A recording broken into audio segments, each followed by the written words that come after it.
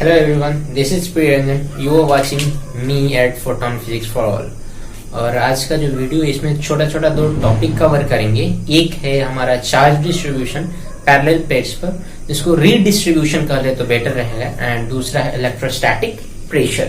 इन दोनों टॉपिक को कवर करते हुए हम लोग वीडियो को एंड करेंगे.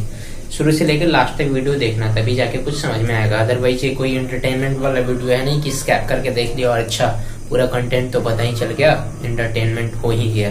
ऐसा कुछ नहीं है. थोड़ा भी स्कैप करोगे तो फिर आगे पीछे आता पता कुछ नहीं होगा. और रही बात, मैं कुछ वीडियो के बारे में बताऊं कि हो सकता है नेक्स्ट आने वाले कुछ वीडियोस लंबा हो. लंबा इसलिए होता है क्योंकि तुम्हें समझाने में, एक्सप्लेन करने में थोड़ा सा वक्त लगता है. और सब कुछ एक्टिंग है नहीं कि प्री प्लान है, अच्छा चलो यही बोलना यही करना है, खत्म राम कहानी. ऐसा कुछ नहीं है. हो सकता है बोलते वक्त मैं समझू कि तुम्हें समझ में नहीं आ रहा है, या पीछे मैंने कुछ छोड़ रखा है, थोड़ा बहुत इधर उधर किया है. सो हो सकता है थोड़ा बहुत अगर इधर उधर कर रखा होगा सो उसको री करूं. मैं समझू कि अच्छा पढ़ाते वक्त नहीं, थोड़ा सा और एक्स्ट्रा मैं दे सकता हूँ. हो सकता है वीडियो इस तरह से वीडियो खींच के लंबा जा सकता है. और चूंकि ये एजुकेशनल वीडियो है, so you have to keep patience. और देखते वक्त थोड़ा सा पेशेंस रखना पड़ेगा. इतना जल्दी वीडियो स्टार्ट होगा, इतना जल्दी वीडियो खत्म होगा नहीं. और रही बात, वीडियो जब देखो तो कुछ क्वेश्चन दिया जाए तो उसका आंसर कमेंट बॉक्स में लिखो, और कमेंट करते रहो. थोड़ा बहुत लगता है कि इस वीडियो को भी कोई लोग देख रहा है और प्रॉपर देख रहा है ऐसे. ठीक, चलो ठीक है, हम लोग अपना टॉपिक स्टार्ट करते हैं. इस टॉपिक का नाम है रीडिस्ट्रीब्यूशन या डिस्ट्रीब्यूशन. ये कोई टॉपिक नहीं है और ये कोई थ्योरी नहीं है, एक प्रॉब्लम सॉल्विंग टेक्निक है कि हम लोग कैसे डिस्ट्रीब्यूट करेंगे. सो डिस्ट्रीब्यूशन में सबसे पहला फैक्ट हम लोग रीडिस्ट्रीब्यूशन देखते हैं. मान लो एक प्लेट है, पैरेलल प्लेट है, बहुत सारा पैरेलल प्लेट है ना, 3-4 पैरेलल प्लेट दे रखा है. मान इस पे चार्ज क्यू है, इस पे 2 क्यू है, इस पे 3 क्यू है ना. तो आपस कंडक्टर है, ये कंडक्टर है तो रिडिस्ट्रीब्यूशन होगा, कुछ ना कुछ चार्ज इंड्यूस होगा. सो हर एक फेस पे क्या क्या चार्ज होगा, कितना चार्ज होगा, यही निकालना हमारा कहलाता है रीडिस्ट्रीब्यूशन. और डिस्ट्रीब्यूशन ऑफ चार्ज कह सकते हैं, रीडिस्ट्रीब्यूशन भी कह सकते हो, और या डिस्ट्रीब्यूशन ऑफ चार्ज भी कह सकते हो ऑन कंडक्टर प्लेट. प्लेट कैसा होना चाहिए, कंडक्टर. सो कंडक्टर प्लेट की हम बात करेंगे. कंडक्टर प्लेट पे सारा की कुछ होगा. अभी तुम्हें एग्जांपल देने के लिए 4 बताया, और हम लोग एक एक करके क्वेश्चन भी करेंगे, 2-3 क्वेश्चन करेंगे, और कुछ एचसीबी का प्रॉब्लम है, गॉस लॉ का लास्ट का 2 प्रॉब्लम, और तुम लोग करके कमेंट बॉक्स में आंसर लिखना है. ऐसा नहीं कि बस आंसर ही लिख देना हो गया, ऐसा नहीं, करके लिखना है ना. चलो ठीक है, टेक्निक के बारे में हम बात करें. जब टेक्निक के बारे में बात की जाए कि जब भी एक से ज्यादा पैरेलल प्लेट्स हैं और आपको चार्ज डिस्ट्रीब्यूशन लिखना है, तो 2 ही चीज आपको पता होना चाहिए. पहला कि फेसिंग, जो भी फेसिंग सरफेस, जो भी सरफेसेज है जो एक दूसरे को फेस कर रहा होगा, है equal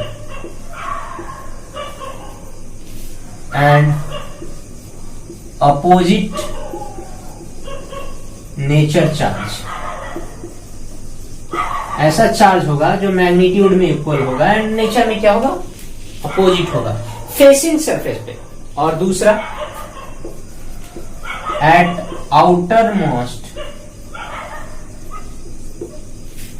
faces have equal charges. 2 चीज आपको बस याद रखना है. पहला कि मान लो अगर यहाँ पे Q चार्ज है तो यहाँ पे -Q होगा. यहाँ पर अगर X है, यहाँ पे क्या है X, तो यहाँ पर क्या होगा -X. फेसिंग पे इक्वल एंड अपोजिट होना ही चाहिए. और आउटर मोस्ट, मान लो इधर Q1 आ गया, इधर Q3 आ गया, तो Q1 must be Q3. Outer most पे इक्वल होना चाहिए, और फेसिंग पे क्या होना चाहिए, equal in magnitude, opposite in nature. यही तो फैक्ट के थ्रू हम लोग चार्ज डिस्ट्रीब्यूशन 1, 2, 3, 4 क्या 10 क्वेश्चन करके देखेंगे. फटाफट इन दोनों फैक्ट को राइट डाउन करना है और एक एक करके हम लोग क्वेश्चन के थ्रू समझेंगे. सपोज करते हैं कि पहले तीन प्लेट रखते हैं, इस पे चार्ज रखा गया Q, यहाँ पे रखा गया 2Q, और मान लेते हैं सब में दो फेस है, याद रखना। ऐसा आपको लाइन नहीं दिखाया गया, एक्चुअली इस तरह से है ना। अब तुम्हें इस तरह से मैं बनाऊं तो थोड़ा भद्दा दिखेगा, इसलिए सामने से फ्रंट व्यू दिया जा रहा है। ये प्लेट ही है और एक कंडक्टर प्लेट है। चलो, इस पे कोई चार्ज नहीं है, न्यूट्रल बॉडी है, लेकिन इस पे भी चार्ज आ जाएगा। कितना आएगा, कितना डिस्ट्रीब्यूट है, कितना इंड्यूस होगा, वो सारा चीज आपको निकालना है, मतलब रीडिस्ट्रीब्यूशन चार्ज का लिखना है। चार्ज रीडिस्ट्रीब्यूशन लिखते समय एक ही बात का ख्याल रखना है कि अपोजिट फेसेस पे इक्वल क्या होना चाहिए, इक्वल इन मैग्नीट्यूड और अपोजिट इन नेचर का चार्ज। मान लेते हैं इस वाले फेसेस पे Q1 चार्ज है, इधर कितना है Q1, पहले से चार्ज कितना है 0। ओके, अगर इस वाले पर Q1 चार्ज है तो इसके अपोजिट फेस कौन है, ये वाला फेस, और इस पे होगा -Q1। अगर इधर -Q1 है तो इधर क्या होना चाहिए, +Q1, और पहले से तो हमारा कैपिटल Q चार्ज है, तभी तो जाके चार्ज तो हमेशा कंजर्व होता है। पहले का चार्ज और बाद का चार्ज दोनों सेम होना चाहिए। पहले Q है तो बाद में भी Q होना चाहिए। यही राम कहानी बीच वाले प्लेट के साथ भी होगा। अगर इधर Q1 है और चार्ज हमेशा कंजर्व होना चाहिए, पहले हमारे पास कुछ चार्ज नहीं था, न्यूट्रल था, तो बाद में भी क्या होगा, न्यूट्रल। न्यूट्रल रखने के लिए इसको क्या करेंगे, इधर मान लो Q1 चार्ज है तो इधर लिखेंगे -Q1। ध्यान से देखना, इधर -Q1 है तो नेचर के अपोजिट, इधर माइनस वाले का अपोजिट क्या हो जाएगा, प्लस, तो इस पे क्या चार्ज डेवलप होगा, +Q1। अगर इधर +Q1 डेवलप हो गया तो इधर क्या डेवलप होगा, -Q1। तो -Q1 होगा तो यहाँ क्या होगा, 2Q -Q1। So outer most, left वाले आउटर मोस्ट पे क्या है, 2Q -Q1, और इधर क्या है Q1 +Q, capital Q small capital की बात कर रहे हैं। दूसरा फैक्टर यूज करेंगे, पहला फैक्टर यूज करके हमने डिस्ट्रीब्यूट कर दिया, और दूसरा फैक्टर यूज करके कि LHS बराबर LHS जो मोस्ट है और RHS मोस्ट है, दोनों क्या हुआ, equal. So 2Q -Q1 is equal to Q1 plus capital Q। इसको इधर भेज दो, इसको उधर भेज दो, तो 2Q -Q is equal to 2Q1। So Q1 का वैल्यू क्या हो गया, Q/2। अरे आया क्या, Q1 का वैल्यू क्या आ गया, Q/2। सब जहां जहां Q1 है हम लोग रख देंगे। तो ध्यान से देखें, इस बीच वाले प्लेट पे लिखते हैं, इधर क्या हो जाएगा Q/2, इधर -Q/2। चलो ठीक है, इस वाले प्लेट पे इस साइड क्या होगा, तो Q/2, और इस साइड Q1 का वैल्यू आया ना भाई साहब, 2.5, 2 से हाफ घटाओ तो कितना होगा, 1.5 का मतलब 3/2 Q इधर। अब इस वाले प्लेट की बात करें, सो Q1 प्लस Q है तो Q और प्लस Q1 का वैल्यू Q/2, फिर से उतना ही आया 3Q/2। अरे वही फैक्ट तो यूज करके देखो, इधर 1.5 और आउटर मोस्ट पे 1.5। हाँ, इस साइड वाले पे नहीं लिखा है तो इस साइड वाले पे लिख दो -Q/2, दैट्स ऑल। तो आपको इस तरह का क्वेश्चन आएगा जब भी, तो आप क्या करोगे, क्वेश्चन ही है, और क्वेश्चन में आपको बस यही निकालना होता है, डिस्ट्रीब्यूशन, और कहीं तुम्हारा डेंसिटी पूछ लेगा। डेंसिटी मतलब सिग्मा का वैल्यू क्या होता है, Q/A। अब Q निकाल दिए तो Q/A नहीं कर सकते हो, तो आसान है ना, आप कर सकते हो। I think you can do. So एक क्वेश्चन और करते हैं, 2 क्वेश्चन और करते हैं, उसके बाद 2 क्वेश्चन आपके लिए रहेगा, ठीक, ओके। और हर एक क्वेश्चन में निकालना क्या भाई, चार्ज डिस्ट्रीब्यूशन। मैं फैक्ट को नहीं मिटा रहा हूं, आपके लिए फैक्ट याद रखेंगे। चलो क्वेश्चन दूसरा है, इसमें भी 3 प्लेट लेते हैं, है ना। Q इस पर दे देते हैं 4Q, और इस पर -Q। अब कोई न्यूट्रल नहीं है ना, आप रीडिस्ट्रीब्यूटेड होगा। एक चार्ज है पहले से और एक और आ गया तो डिस्ट्रीब्यूशन चेंज होगा। आपको वही बताना है कितना होगा हर एक फेस पे। Find out the charge on each faces of given conductors. There are 3 conductors. Okay, each have their charges, but you have to calculate the final charge on each faces. Okay, so let कोई भी तुम कहोगे sir हम ये वाला बीच वाला क्यों पकड़ ले रहे हैं, ये वाला ही पकड़ लो ना, कोई भी पकड़ सकते हो, कोई भी प्लेट पकड़ो।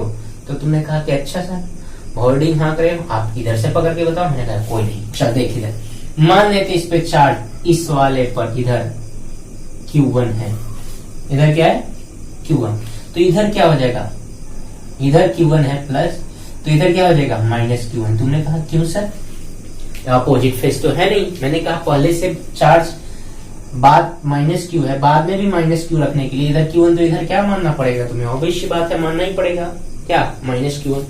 अब इधर माइनस Q1 है, अगर हम लोग मान लिए इधर minus Q1, so minus Q1 इधर है तो एक्चुअली में इधर Q1 माने थे, इधर माइनस Q1 तो मान चुके हैं ना, लेकिन नेट कितना आ जाएगा, तो माइनस Q, दोनों माइनस है ना भाई साहब, नेट अगर लिखोगे इधर मान लेते हैं Q1, तो इधर तो नेट आएगा ना, इस पर पहले से है, हम भगा दिए इस चार्ज को, अब इधर मान ले रहे हैं, तो इस पर क्या आ जाएगा माइनस Q1 और माइनस Q इस वाले पर, तो इसको अगर हम माइनस कॉमन ले लें तो क्या आ जाएगा, कैपिटल Q प्लस Q1 होगा।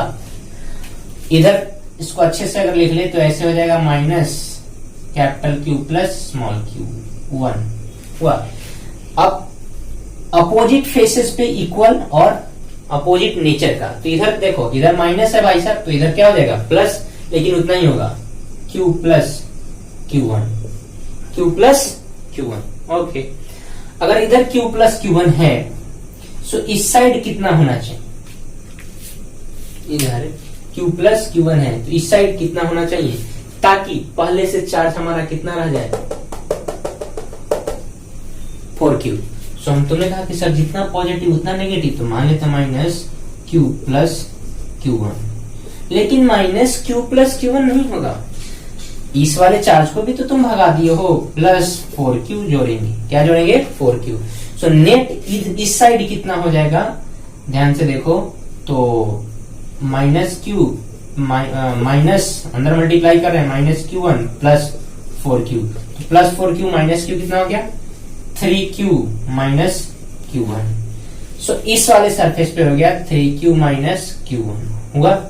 अगर इस वाले सरफेस पे 3Q माइनस Q1 है पॉजिटिव में, तो इधर नेगेटिव में हो जाएगा 3Q माइनस Q1। अरे होगा कि नहीं होगा, अगर इधर माइनस है तो उतना इधर क्या होना चाहिए प्लस, ताकि क्या हो न्यूट्रल रहे। तो माइनस 3Q प्लस माइनस है तो प्लस हो जाएगा ना, ये माइनस आ गया तो प्लस हो गया, तो 3Q माइनस Q1, लेकिन पहले से चार्ज क्या है Q, सो 3Q और Q कितना हो जाएगा 4Q माइनस Q1। अब फिर से दूसरे फैक्ट का यूज करेंगे। दूसरा फैक्ट क्या कहता है हमारा कि LHS मोस्ट और RHS मोस्ट। RHS में क्या है 4Q minus Q1, LHS most में है, RHS में है Q1, इधर वाला इधर जाएगा तो 4Q इज इक्वल टू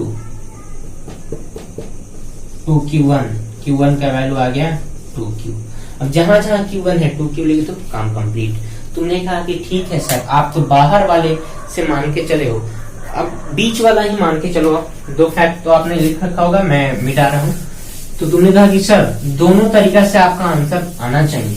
चलिए सर आप RHS से लेके चल रहे हो, अब बीच वाले से लेके चलो, थोड़ा बीच वाला अच्छे से समझ में आएगा। क्या बीच वाला लेके चलो? मैंने कहा कोई बात नहीं, देख आएगा, ये भी आएगा। मान लेते बीच वाले इधर है हमारा Q1, इधर क्या है Q1, बीच वाले से चल रहे हैं, दोनों का आंसर सेम आएगा। देखना इधर मान रहे हैं Q1, इधर क्या होगा minus Q1 equal and opposite, तो इधर माइनस तो इधर आके plus, minus Q1 plus Q1। अरे होगा तभी तो जाके हमारा शुरुआत में माइनस और शुरुआत में माइनस Q तो बाद में भी माइनस Q। चलो इधर Q1 जोड़ा गया है, इस साइड क्या होगा 4Q माइनस Q1। अरे होगा 4Q माइनस Q1, इधर प्लस में उतना ही इधर माइनस में, minus 4Q Q1 minus bracket के बाहर लेते हैं। ओके, तो जितना माइनस इधर उतना ही प्लस, तभी तो होगा। तो प्लस करोगे तो 4Q minus Q1 plus capital Q, सो 5Q माइनस Q1। अरे हुआ।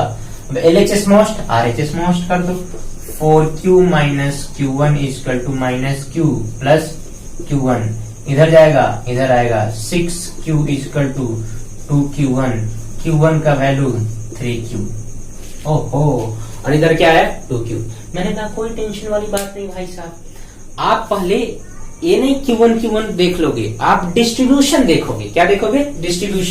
डिस्ट्रीब्यूशन देखने के लिए मैं फटाफट बताऊं कि 3 प्लेट हम लोग ड्रॉ कर रहे हैं, इधर उधर दोनों दिखाऊंगा, घबराओ मत, टेंशन ना ले। इधर Q1 है, यहाँ पे Q1 कितना है 2Q, तो इस वाले सरफेस पे हमारा चार्ज कितना होना चाहिए 2Q। राइट मोस्ट सरफेस पे चार्ज कितना 2q।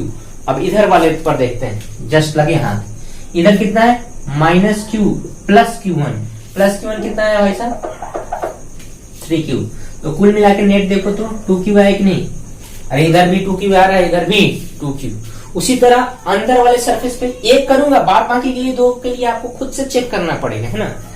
चलो ये जो क्वेश्चन है आपको सिखा रहा है हाउ टू डील, ऐसा नहीं कह रहे कि आप कर ही लो, इतना लंबा लेंदी ये सब कुछ नहीं, बस आपको हाउ टू डील करना है ये सिखाया जा रहा है।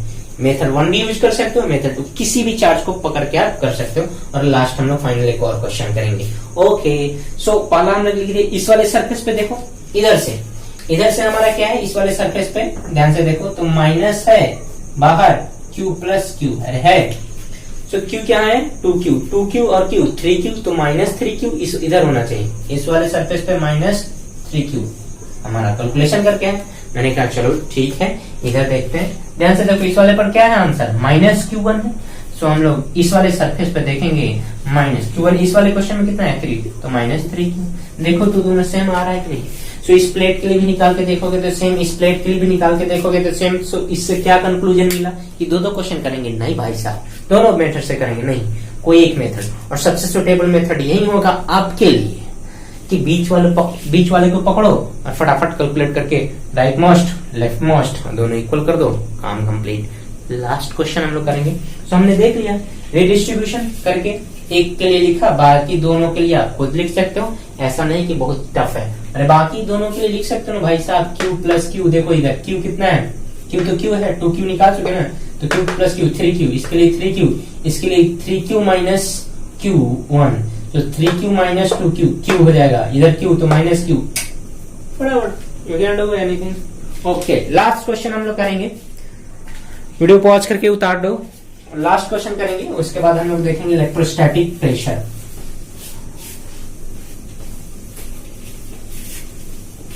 आसान है, टफ नहीं है, थोड़ा सा तो लेंदी है, ऐसा नहीं है, लेकिन प्लस माइनस करने आना चाहिए, एडिशन सब्ट्रैक्शन करने आना चाहिए, बात बाकी कुछ नहीं है। थोड़ा सा ढंग का क्वेश्चन चाहिए, ढंग का लेवल थ्योरी चाहिए, थोड़ा सा तो आपको पेशेंस रखना पड़ेगा, थोड़ा सा खुद का ये दिमाग चलाना पड़ेगा। चलो लास्ट क्वेश्चन करते हैं कि चार्ज डिस्ट्रीब्यूशन 3 चार्ज का है, आपको रीडिस्ट्रीब्यूशन इसका बताना है, और ये रहा 3q। ओके रीडिस्ट्रीब्यूशन बताना, मैंने कहा कोई नहीं, देख इधर तुमने कहा कि सर आसान तरीका बताओ एकदम फ्रेश से कि मजा आ जाए, मैंने कहा ठीक है, देख मान लेते हैं ये वाला चार्ज इस वाले सरफेस पे है q1, मजा आने के लिए हमेशा बीच वाले प्लेट को पकड़ोगे, जैसे ही बीच वाले प्लेट को पकड़ोगे एक सरफेस को, बाद बाकी खुद ब खुद होते जाएगा। अगर इधर q1 है प्लस में तो इधर क्या होगा q1 माइनस में।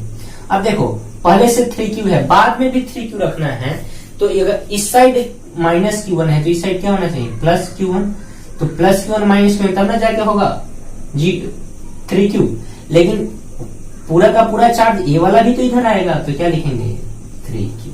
तो टोटल इधर कितना चार्ज हो गया 3q प्लस q1, इधर q1 इधर minus q1।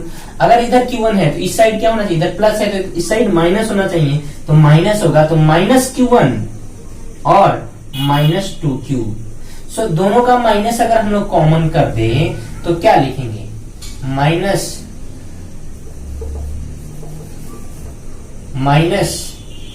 2q plus q1। मेरे पास स्पेस की कमी हो जाता है, अगर इधर माइनस है तो इधर उतना ही प्लस हो जाएगा कि फेसिंग सरफेस है, फेसिंग पे इक्वल एंड अपोजिट, तो माइनस वाला क्या हो जाएगा प्लस, तो 2q प्लस q1 है, q1 ही है। ओके तो जितना प्लस उतना ही माइनस, तो minus 2q plus q1 bracket में है, लेकिन ये वाला चार्ज तो ऐड होगा ना, तो देखो minus 2q minus q1 plus q, so minus plus मिलके क्या हो जाएगा माइनस q माइनस q, कुल मिलाकर माइनस कॉमन ले लिया जाए तो q plus capital Q। Okay और एक q नहीं q1 है, तो लेफ्ट मोस्ट पे क्या आया माइनस q1 प्लस q, और राइट मोस्ट पे क्या है q1 प्लस 3q, बस दोनों को इक्वल कर दें, तो q1 plus 3q is equal to, इधर बोलो minus Q1 minus Q। Okay, इधर वाला माइनस इधर आएगा प्लस 2Q1, इधर वाला प्लस उधर जाएगा minus minus minus 4Q। Okay okay, minus 4Q। सो Q1 का वैल्यू आ गया माइनस 2Q। आया क्या? अब Q1 निकाल के सिर्फ छोड़ नहीं देना है, डिस्ट्रीब्यूशन पूछ रहा है तो हर एक बार वैल्यू पुट करोगे। फिर से हम लोग 3 प्लेट लेंगे मजे से। हाँ, इधर क्या है Q1 प्लस 3Q। Q1 का वैल्यू कितना है? Minus 2Q। तो माइनस 2Q और 3Q रखोगे तो Q ही ना आएगा जी। चलो, इधर क्या है? Minus Q1। Q1 का वैल्यू कितना आया है? Minus 2Q। तो माइनस माइनस मिलके प्लस, तो इधर आ गया 2Q। ध्यान से देखो, अभी भी 3Q बट गया Q, 2Q Q में। क्यों बटा भाई? क्यों बटा? इसलिए कि बीच वाला भी आ गया, इधर वाला भी आ गया, सब इफेक्ट डाल रहे हैं। ओके, माइनस 2Q देखो, फिर से बांटेंगे तो इधर Q1 आएगा। Q1 निकाल चुके ना, माइनस 2Q। इस वाले सरफेस पे माइनस 2Q, इस वाले सरफेस पे माइनस साइन अलग हटा के 2Q प्लस Q। सो 2Q और प्लस Q तो minus Q plus Q minus Q 0। हाँ भाई साहब, इसके पास कितना है? Minus 2Q। टोटल का टोटल चार्ज इधर आ गया तो इधर क्या होगा? 0 की कुछ और। अगर इधर 0 है तो इधर वाला चार्ज देखते हैं क्या है। 2Q plus Q1, 2Q plus Q1 minus 2Q। फिर से क्या आ गया? 0। इस वाले सरफेस पे 0। अब तुम सोचो, इस पर 0 आ गया तो बाहर की तरफ क्या होना चाहिए? Q। सो हर एक कंडक्टर के फेस पे, सरफेस पे चार्ज डिस्ट्रीब्यूट हो गया कि टोटल का टोटल चार्ज लेफ्ट में भाग जाएगा, इसका टोटल का टोटल चार्ज इसके राइट में भाग जाएगा, इसका टोटल का टोटल चार्ज एक साइड नहीं जाएगा, इसका कुछ चार्ज इधर 2Q रहेगा, इधर Q रहेगा। इस तरह से डिस्ट्रीब्यूशन आप के लिए होमवर्क है, कमेंट बॉक्स में आंसर जरूर करें। एचसीबी का क्वेश्चन नंबर 43 और 42 का ए, ये दोनों क्वेश्चन इसी पे बेस्ड है। आप जाके करोगे, लगाओगे और कमेंट बॉक्स में आंसर देना, ताकि मुझे भी पता चले कि तुम लोग सीखा या नहीं सीखा, और सीखा तो फिर देख रहे हो वीडियो या फिर ऐसे ही मजे कर ले रहे हो। चलो ठीक है, कोई नहीं। अब हम लोग देखेंगे इलेक्ट्रोस्टैटिक प्रेशर। लास्ट टॉपिक है, छोटा सा है, फटाफट देख लेते हैं, वीडियो पॉज करके छाप डाल। तो प्रेशर एक्सर्ट करने के लिए सबसे पहले क्लोज सरफेस होना चाहिए, इस पे चार्ज होना चाहिए और फोर्स लगाना चाहिए, और फोर्स अपॉन एरिया। प्रेशर का सिंपल फॉर्मूला क्या होता है बताओ? फोर्स अपॉन एरिया, यही ना। वो एरिया परपेंडिकुलर होता है, ज्यादा डिस्क्रिप्टिव नहीं जाना है। अगर मैं कहूं कि तुम ऐसे लिखो कि DF by DA equal to P, वो इंस्टेंटेनियस बताएगा कि इंस्टेंट में पर्टिकुलर छोटे से सरफेस एरिया में कितना है ना, ये ना बताएगा। चलो, इतना पता है। अब हम लोग करेंगे कैलकुलेशन। इस पे टोटल चार्ज, इस पे मान लेते हैं चार्ज डिस्ट्रीब्यूटेड है, टोटल चार्ज डिस्ट्रीब्यूटेड है Q इंटू एरिया, और इसको हम लोग बोल रहे हैं सिग्मा। सिग्मा के टर्म में चार्ज है, किसके टर्म में? क्योंकि कंडक्टर है, कंडक्टर के सरफेस पे सिग्मा के टर्म ही होगा। अब हम आते हैं एक छोटे से पोर्शन को पकड़ते हैं। इस वाले पोर्शन का पर हम लोग मान लेते हैं कि इसका एरिया DA है ना। अब हम लोग जेन्युइन गलती क्या करते हैं कि कहते हैं अच्छा सर ठीक है, इलेक्ट्रिक फील्ड E हम लोग लिखेंगे, फोर्स लिखते हैं Q इंटू E। तो अगर छोटा सा फोर्स DF लिखे तो Q E इंटू DQ, और कंडक्टर के कारण DF इजिकल टू कंडक्टर के कारण electric field sigma upon epsilon not, और DQ सिग्मा DA। तो हमारा DF बाई, इधर DA को इधर भेज दो, DA equal to sigma square by epsilon naught. अरे गलत तरीका है। क्यों गलत है? इसका रीजन देखो पहले। ये जो सिग्मा बाई एप्सिलॉन नॉट लिखते हैं हम लोग, क्या देखते हैं? इलेक्ट्रिक फील्ड वो किसी भी कंडक्टर सरफेस के जस्ट नियर होता है। तो जस्ट नियर होता है ना, सबके कारण होता है। सिग्मा बाई एप्सिलॉन नॉट जो होता है ये पूरे चार्ज डिस्ट्रीब्यूशन के कारण होता है, किसी एक के कारण नहीं होता है। और जब हम लोग बात करेंगे इलेक्ट्रोस्टैटिक प्रेशर की, तो इसमें जो चार्ज होगा सिग्मा डीए, एक खुद का फील्ड खुद को थोड़ी प्रेशर आया, ऐसा थोड़ी अपने हाथ से खुद को मारते हो फटाफट, ऐसा तो होता नहीं। खुद के हाथ से खुद को चपेट तो लगता नहीं है। हाँ, कुछ मेंटल है तो अलग बात है, मेंटल प्रॉब्लम हो तो अलग बात है। अदरवाइज जो सही आदमी है, इसका स्टेबिलिटी है, मेंटल स्टेबल है मेंटली, तो उनकी बात करें, मतलब खुद का फील्ड खुद को इंटरेक्ट नहीं करेगा। टोटल का फील्ड होता है sigma by epsilon naught. So total का field sigma by epsilon naught होता है, तो रिमेनिंग पार्ट का कितना होना चाहिए? तो मैंने कहा कि देख ध्यान से रिमेनिंग पार्ट का कैसे देखेंगे। ध्यान से देखो, इधर प्लस चार्ज है, सब पे चार्ज मान लेते हैं, प्लस है माइनस है कुछ भी मान लेते हैं, प्लस चार्ज है ना। अगर हम अंदर देखें तो किसी भी कंडक्टर के अंदर इलेक्ट्रिक फील्ड क्या होता है? 0। अब इलेक्ट्रिक फील्ड इस रिमेनिंग पार्ट के कारण, इस रिमेनिंग पार्ट के कारण और इस रिमेनिंग पार्ट के कारण मान लेते हैं, इसके कारण ऊपर की तरफ प्लस चार्ज है तो ऊपर की तरफ E1 है, और इस वाले चार्ज के कारण इधर इस वाले पार्ट, ये भी यहाँ पर भी प्लस प्लस है ना भाई, तो इस वाले के कारण नीचे की तरफ होगा कि ऊपर की तरफ? ये ई मान लेते हैं, ई रिमेनिंग है, इसको E1 मान लेते हैं, ठीक। और ये है डिफरेंशियल वाला, है ना, तो इसको E2 मान लेते हैं। अगर नेट इलेक्ट्रिक फील्ड 0 है, कंडक्टर के किसी भी पॉइंट पर नेट इलेक्ट्रिक फील्ड क्या होता है? 0। लेकिन अगर नेट इलेक्ट्रिक फील्ड 0 तभी होगा जब ऊपर लगने वाला फील्ड नीचे लगने वाले फील्ड के बराबर हो। मतलब E1 का वैल्यू किसके बराबर होना चाहिए? E2 के बराबर। किसके बराबर? E2 के बराबर।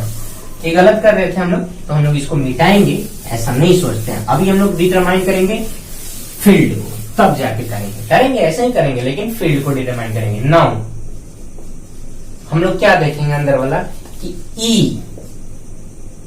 ई डिफरेंशियल, जो डिफरेंशियल इलेक्ट्रिक फील्ड है छोटे एलिमेंट के कारण, और ई जो रिमेनिंग है, दोनों क्या होगा? सेम होगा भाई साहब, तभी जाके एक दूसरे को कैंसिल आउट करेगा। और यहाँ पर कंडक्टर के अंदर क्या होता है? इलेक्ट्रिक फील्ड 0, और तभी 0 होगा जब डिफरेंशियल और रिमेनिंग दोनों फील्ड क्या हो? 0 सेम हो। तुमने कहा कि सर बाहर का धंधा तो हो जाता है सिग्मा बाई एप्सिलॉन नॉट, हमने कहा ठीक है। अब बाहर देखो ध्यान से, ए प्लस प्लस प्लस है, बाकी भी प्लस प्लस है, जब बाहर जाएंगे तो बाकी वाले प्लस प्लस के कारण भी बाहर की तरफ, और इस छोटे वाले प्लस प्लस के कारण भी बाहर की तरफ, मतलब आउटसाइड। अभी हमने क्या कंक्लूजन निकाला कि डिफरेंशियल और रिमेनिंग दोनों क्या होगा? सेम। आउटसाइड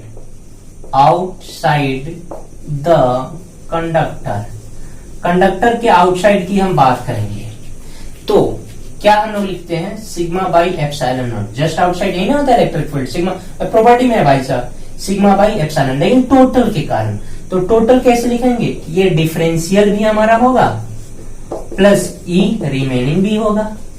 तुमने कहा क्यों सर? मैंने कहा कि ए प्लस है, ए भी प्लस है, बाहर देखोगे तो दोनों का डायरेक्शन सेम होगा, दोनों का डायरेक्शन सेम है तो जुटेगा, लेकिन अंदर सेम नहीं है तो घटेगा और अंदर 0 हो जाता है। Okay, sigma by epsilon not, दोनों का वैल्यू सेम है, मान लेते हैं ई, तो ई प्लस ई कितना? ई 2e। सो हम लोग लिख सकते हैं 2e का वैल्यू है सिग्मा बाई एप्सिलॉन नॉट, ई का वैल्यू हो जाएगा सिग्मा बाई 2 एप्सिलॉन नॉट। इस sigma by 2 epsilon not remaining या डिफरेंशियल के कारण है, रिमेनिंग के कारण भी वही है और डिफरेंशियल के कारण। अब डिफरेंशियल खुद का इलेक्ट्रिक फील्ड खुद पे थोड़ी फोर्स लगाता है, दूसरा कोई लगाता है, तो रिमेनिंग वाला लगाएगा। अब हम लोग लिखेंगे, जब इतना आ गया तब हम लोग यहाँ पे आराम से डिराइव कर सकते हैं कि जो फोर्स हम लोग लिखते हैं, क्या लिखते हैं? छोटा सा फोर्स डीएफ लिखते हैं, तो लिखेंगे क्यू ई। अगर f equal to q e होता है तो छोटा सा फोर्स है, तो छोटा सा इलेक्ट्रिक फील्ड थोड़ी होगा, छोटा सा चार्ज होगा, तो ई डी क्यू। और ई रिमेनिंग लिखते हैं कि कुछ और? रिमेनिंग के कारण, डिफरेंशियल के कारण नहीं। इसको अच्छे से लिखा जाए तो ई रिमेनिंग जो बच गया है और फिर से differential charge. So DF is equal to remaining electric field, अब ये निकाले सिग्मा बाई 2 एप्सिलॉन इनटू, और चार्ज का फॉर्मूला देखो तो क्रॉस मल्टीप्लीकेशन कर दिया जाए तो Q is equal to sigma into A, छोटा सा charge D Q is equal to sigma D A, तो सिग्मा डी इधर का डी, इच्छा D F by D A is equal to sigma square by 2 epsilon not, और ए भाई साहब ए क्या है? देखिए देखिए देखिए, यही तो है electrostatic pressure. Electrostatic pressure formula आ गया इलेक्ट्रोस्टैटिक प्रेशर का, sigma square upon 2 epsilon naught, याद रखना। अच्छा कुछ और बता दो इसको, मैं यहाँ पे लिख रहा हूँ फॉर्मूला, ध्यान देके लास्ट में उतार लेना, है ना। 3 चक्कर लगा दिए, 4 5 6। अब तो समझ में आ रहा होगा, समझ में क्या मतलब हाईलाइट हो रहा हो।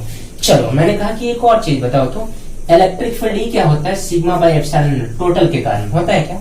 तो मैं क्या उसको ऐसे लिख सकता हूं कि जो इलेक्ट्रोस्टैटिक ईपी है, इलेक्ट्रोस्टैटिक प्रेशर, इसको मैं लिखूंगा sigma square upon epsilon naught का square into 1/2 into epsilon naught. तुमने कहा क्या लिख दिए सर, मैंने कहा अंदर मल्टीप्लाई कर sigma square epsilon not square, 2 है, एक को काट देगा तो फिर से वही टर्म आएगी नहीं, सिग्मा स्क्वायर 2 एप्सिलॉन नॉट, अरे वही है ना, वही है। सो मैंने क्या किया कि तुमको इसको अच्छे से डील कर दिया, sigma square by 2 epsilon not से मल्टीप्लाई, एप्सिलॉन नॉट से डिवाइड, और हो गया हमारा कि सिग्मा हाफ को हाफ कर दो और सिग्मा बाई एप्सिलॉन नॉट का स्क्वायर कर दो इंटू एप्सिलॉन नॉट कर दो, तो हमारा हो जाएगा half epsilon naught E square. और electrostatic pressure nothing but charge density, sorry